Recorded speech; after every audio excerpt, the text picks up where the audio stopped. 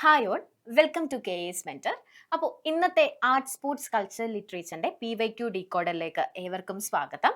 അപ്പോൾ ഇന്ന് നമ്മൾ ആസ് യൂഷ്വൽ ഒരു ക്വസ്റ്റ്യൻ എടുക്കുന്നു, അതുമായി ബന്ധപ്പെട്ടിട്ടുള്ള റിലേറ്റഡ് ഫാക്ട്സ് ഫുള്ളും പറഞ്ഞു പോവാണ്. ക്ലാസ് തുടങ്ങുന്നതിന് മുന്നേ ഇതിന്റെ നോട്ട്സ് നമ്മുടെ ടെലിഗ്രാം ചാനലിൽ ഉണ്ടാവും. എല്ലാവരും ടെലിഗ്രാം ചാനലിൽ പോയിട്ട് സബ്സ്ക്രൈബ് ചെയ്യുക, ജോയിൻ ചെയ്യുക, എന്നിട്ട് ഹാൻഡ് ഔട്ട് ഡൗൺലോഡ് ചെയ്യുക. ക്ലാസ് ഫുള്ളും കാണണം. ഏറ്റവും അവസാനം എന്തായാലും ഞാനൊരു ക്വസ്റ്റ്യൻ ഇട്ടിട്ടുണ്ടാവും. ആ ക്വസ്റ്റ്യന്റെ ആൻസർ കമന്റ് ചെയ്യും വേണം കേട്ടോ. ക്ലാസ് തുടങ്ങുന്നതിന് മുന്നേ ഒരു കാര്യം കൂടി, നമ്മൾ മെയിൻസ് ടാർഗറ്റ് 2026 എന്ന് പറയുന്ന ഒരു ബാച്ചിന്റെ അഡ്മിഷൻ സ്റ്റാർട്ട് ചെയ്തിട്ടുണ്ട്. നിങ്ങൾക്കറിയാം, പ്ലിംസ് കഴിഞ്ഞാൽ ഒത്തിരി സമയമൊന്നുമില്ല നമുക്ക് മെയിൻസ് പഠിക്കാൻ വേണ്ടി. അപ്പോൾ ആ ഒരു ചെറിയ സമയത്തിന് വേണ്ടി നിങ്ങൾ വെയിറ്റ് ചെയ്തിരിക്കേണ്ട, ഇപ്പോൾ തന്നെ ജോയിൻ ചെയ്തോളൂ. ആ ഒരു റാങ്ക് ലിസ്റ്റിൽ നിങ്ങളുടെ പേര്, അതും ആദ്യത്തെ ആ ഒരു ലിസ്റ്റിൽ തന്നെ നിങ്ങൾക്ക് ജോലി കിട്ടണം എന്നുണ്ടെങ്കിൽ, അല്ലെങ്കിൽ നിങ്ങൾക്ക് ആരുടെയും ഒരു ഹെൽപ്പ് വേണം എന്നുണ്ടെങ്കിൽ KS മെന്റർ ടീം അതിനു വേണ്ടിയുണ്ട്. അപ്പോൾ നിങ്ങൾക്ക് ജോയിൻ ചെയ്യാൻ താല്പര്യം ഉണ്ടെങ്കിൽ ഓഫീസിൽ കോൺടാക്ട് ചെയ്യാം. അപ്പോൾ നമുക്ക് ക്വസ്റ്റ്യനിലേക്ക് പോവാം. നോക്കിയേ, ക്വസ്റ്റ്യൻ ഇതാണ്: which is the second Kerala art form being included in the UNESCO list of intangible heritage of humanity? 2021 വന്ന ഒരു ക്വസ്റ്റ്യൻ ആണ്. എന്താ ചോദിച്ചേക്കുന്നത്? യുനെസ്കോയുടെ ഒരു ലിസ്റ്റിലേക്ക് രണ്ടാമത് കേരളത്തിൽ നിന്ന് ഉൾപ്പെട്ടിട്ടുള്ള കലാരൂപം ഏത് എന്നുള്ളതാണ്. ഈ ക്വസ്റ്റ്യൻ മാറ്റിയും തിരിച്ചു എപ്പോഴും PSC ചോദിക്കാറുണ്ട്. അത് നിങ്ങൾ ഡിഗ്രി തലത്തിൽ മാത്രമല്ല 10th 12th ലെവലിലെല്ലാം നിങ്ങൾ ഇത് കണ്ടിട്ടുണ്ടാവും. എന്താണ് ഇതിന്റെ ഉത്തരം എന്നുള്ളത് പഠിച്ചു കഴിയുമ്പോൾ നമുക്ക് എന്തായാലും കിട്ടും. ഓക്കെ, അപ്പോൾ ആദ്യമേ തന്നെ പറയട്ടെ, ഈ യുനെസ്കോവിന്റെ ഈ list of intangible heritage of ഹ്യൂമാനിറ്റിയിൽ ആദ്യം ഇടം നേടിയിട്ടുള്ളത് 2001 കൂടിയാട്ടാണ്. എപ്പോഴും ചോദിക്കുന്ന ഒരു ചോദ്യമാണ് 2001 കൂടിയാട്ടം. ഇനി രണ്ടാമത്തെ കല ഏതെന്നല്ലേ ചോദ്യം. ഇപ്പോൾ തന്നെ പറഞ്ഞു പോകാം, അല്ലെങ്കിൽ പഠിച്ചു പോകാം. 2010 മുടിയേറ്റ്. ഇത് രണ്ടും നിങ്ങൾ അറിഞ്ഞിരിക്കുക തന്നെ വേണം. നമ്മുടെ കേരളത്തിൽ നിന്നാകെ ഈ രണ്ട് കലകൾ മാത്രമേ യുനെസ്കോയുടെ list of intangible heritage of ഹ്യൂമാനിറ്റിയിൽ കയറിയിട്ടുള്ളൂ. അപ്പോൾ ഒരു 4 തന്നിട്ട് ഇതിൽ ഏതൊക്കെയാ കയറിയിട്ടുള്ളത് എന്നുള്ള രീതിയിൽ ചോദിച്ചാലും നിങ്ങൾക്ക് അതിന്റെ ഉത്തരം വേണം. അപ്പൊ കൂടിയാട്ടവും മുടിയേറ്റും, ഇത് രണ്ടും നമ്മുടെ PSCയിൽ വേറെയും ചോദ്യങ്ങളായി കണ്ടിട്ടുള്ള രണ്ട് കലാരൂപങ്ങളാണ് അല്ലെ. അപ്പൊ നോക്കി പോവാം. ആദ്യമേ തന്നെ എന്താണ് കൂടിയാട്ടം എന്ന് പറയുന്ന ആ ഒരു നൃത്ത കലാരൂപം എന്നുള്ളത് നോക്കിയേ. പണ്ട് കുലശേഖരന്മാരുടെ ഭരണകാലത്താണ് കൂടിയാട്ടം എന്ന് പറയുന്ന ഒരു സംസ്കൃത നാടക നൃത്തരൂപം നമ്മുടെ കേരളത്തിലേക്ക്, അല്ലെങ്കിൽ ഈ ഒരു സൈഡിലേക്ക് വന്നത് എന്നാണ് പറയപ്പെടുന്നത്. അതിൽ കുലശേഖരവർമ്മയുടെ കോട്ട് പോയറ്റ് ആയിട്ടുള്ള, അദ്ദേഹത്തിന്റെ സദസ്സിലുള്ള കവിയായിട്ടുള്ള തോലൻ എന്ന് പറയുന്ന വ്യക്തിയാണ് ആട്ടപ്രകാരം ക്രമദീപിക, എന്റെ കൂടെ തന്നെ പഠിച്ചു വെച്ചോ, ആട്ടപ്രകാരം ക്രമദീപിക എന്ന് പറയുന്ന 2 പുസ്തകങ്ങൾ. എന്താണ് ആട്ടപ്രകാരം? എങ്ങനെ ആടണം. ക്രമദീപിക എങ്ങനെയാ? ഒരു സ്റ്റേജിൽ എത്ര പേര് നിൽക്കണം, അതിങ്ങനെ ആയിരിക്കണം പൊസിഷൻ, അവർക്ക് എത്ര വേതനം കൊടുക്കണം, അതൊക്കെയാണ് ക്രമദീപികയിൽ പറയുന്നത്. ഇങ്ങനെ 2 അടിസ്ഥാന ഗ്രന്ഥങ്ങൾ കൂടിയാട്ടത്തിന് വേണ്ടി ഉണ്ടാക്കി വെച്ചിട്ടുണ്ട്. അപ്പം ആട്ടപ്രകാരവും ക്രമദീപിക എന്ന് പറയുന്നത് ഏത് കലാരൂപവുമായി ബന്ധപ്പെട്ടിരിക്കുന്നു എന്നൊരു ചോദ്യം വന്നാൽ നമുക്ക് ഒരു ഉത്തരായി, അല്ലെ ഒരു ഉത്തരേ ഉള്ളൂ, ഒരു മാർക്കായി. അത് കൂടിയാട്ടാണ്. കുലശേഖരവർമ്മ ചേരമൻ പെരുമാളിന്റെ കാലഘട്ടത്തിലാണ് ഈ കൂടിയാട്ടം നമ്മുടെ മുന്നിലേക്ക് വന്നത് എന്നാണ് പറയപ്പെടുന്നത്. ഇനി നമ്മൾ അറിഞ്ഞിരിക്കേണ്ടതായിട്ടുള്ളത് എന്താ? ആരൊക്കെയാണ് കഥാപാത്രങ്ങൾ എന്നുള്ളത് നമ്മൾ അറിയണം. നോക്കിയേ, ഇതാണ് ചാക്യാർ. നമ്മൾ കൂത്ത് പഠിക്കുന്ന സമയത്തൊക്കെ പറയും, പക്ഷെ ഇവിടെ വരുമ്പോഴത്തേക്കും ആ വേഷവിധാനമേ മാറും. നമുക്കൊരു കഥകളി കാണുന്നത് പോലൊക്കെ തോന്നും, പക്ഷെ കൂടിയാട്ടത്തിൽ നിന്നാണ് കഥകളിയിലേക്ക് ഈ ഒരു മേക്കപ്പ് ഒക്കെ പോകുന്നത്. അപ്പോൾ ഇതാണ് ചാക്യാർ. അപ്പൊ ഇതാരാടാ? ഇതാണ് നങ്ങ്യാർ. ഇതാരാണ്? ഇതാണ് നങ്ങ്യാർ. അപ്പം ചാക്യാരും നങ്ങ്യാരും കൂടി കൂടിയാടുന്നതാണ് എന്ത്? കൂടിയാട്ടം. ചാക്യാരും നങ്ങ്യാരും കൂടി കൂടിയാടുന്നു. ഇനി ഇവർ രണ്ടുപേരും മാത്രമേ ഉള്ളൂ? നമുക്കറിയാവുന്ന ഒരു ഫാക്ട്, അല്ലെങ്കിൽ PSC ഇപ്പോഴും ചോദിക്കുന്ന ഒരു ഫാക്ട് ആണ്, കേരളത്തിൽ ഇപ്പോഴുള്ള ഒരു സംസ്കൃത നാടക രൂപം എന്ന് പറയുന്നത് കൂടിയാട്ടാണെന്ന്. എന്ന് വെച്ചാൽ ഇപ്പോഴും സംസ്കൃതമാണ് അതിന്റെ ഭാഷ. പക്ഷെ നമുക്കൊക്കെ എങ്ങനെ അത് മനസ്സിലാവുക? അതിന്റെ ചോദ്യമല്ലേ. സംസ്കൃതത്തിലാണ് ഇപ്പോഴും ആടുന്നെങ്കിൽ നമ്മൾ ഇതെങ്ങനെ മനസ്സിലാക്കും? അതിനു വേണ്ടി ഇവിടെ ഒരാളുണ്ട്. കൂടിയാട്ടത്തിൽ മലയാളത്തിൽ സംസാരിക്കുന്ന ഏക കഥാപാത്രം ആരത്? വിദൂഷകൻ. ആരാടാ? വിദൂഷകൻ. വിദൂഷകനാണ് കൂടിയാട്ടത്തിൽ മലയാളത്തിൽ സംസാരിക്കുന്ന ഏക കഥാപാത്രം. അതാണ് ഞാൻ ഇവിടെ എഴുതിയിട്ടുള്ളത്. അപ്പൊ ചാക്യാരും നങ്ങ്യാരും ആടുന്നത് വിദൂഷകൻ മലയാളത്തിൽ നമുക്ക് പറഞ്ഞു തരും. എവിടെയാണ് ഇത് പണ്ട് പെർഫോം ചെയ്തുകൊണ്ടിരുന്നത്? കൂത്തമ്പലങ്ങളിലാണ്. ആരുടെയൊക്കെയോ നാടകങ്ങൾ. ആരുടെയൊക്കെയാണ്? ഭാഷ, ശ്രീഹർഷൻ, ശക്തിഭദ്രൻ, കുലശേഖരവർമ്മ ചേരമൻ പെരുമാൾ, നീലകണ്ഠൻ നമ്പൂതിരി, ഇവരുടെയൊക്കെ നാടകങ്ങളൊക്കെയാണ് ഇവര് അഭിനയിച്ച് കാണിച്ചുകൊണ്ടിരുന്നത്.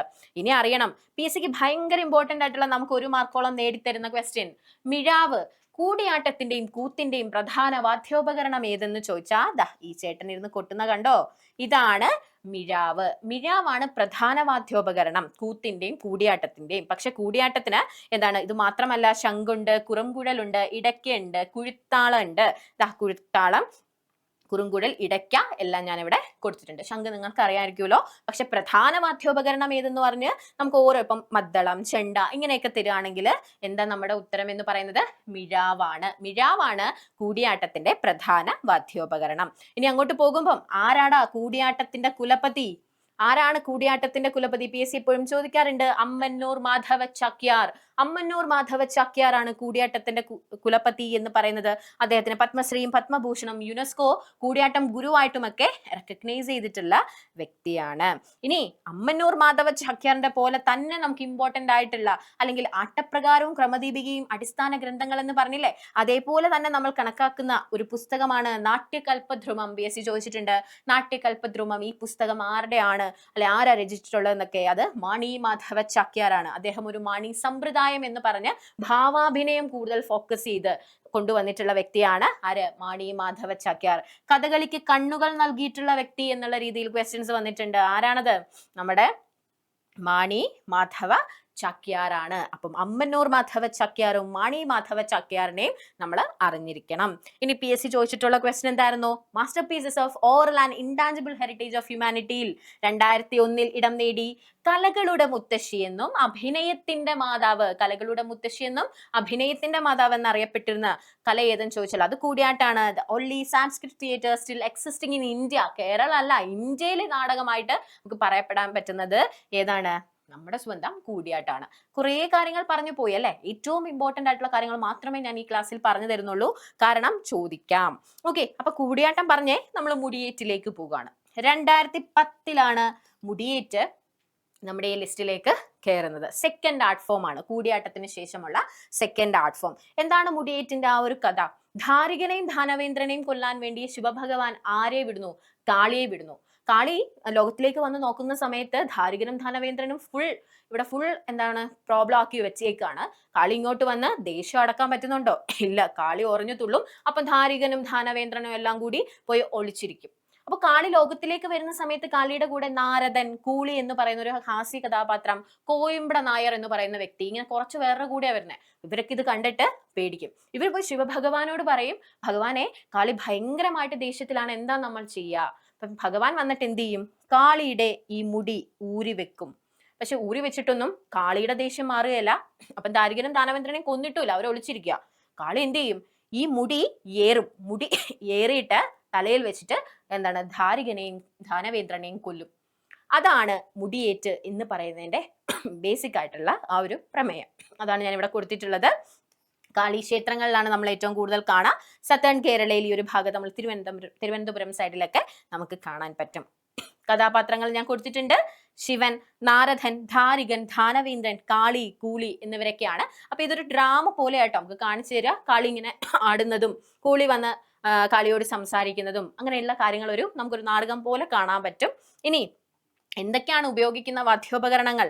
വീക്കുചെണ്ട, ഉരുട്ടുചെണ്ട, ഇലത്താളം, ചെങ്ങില എന്നിവയാണ്.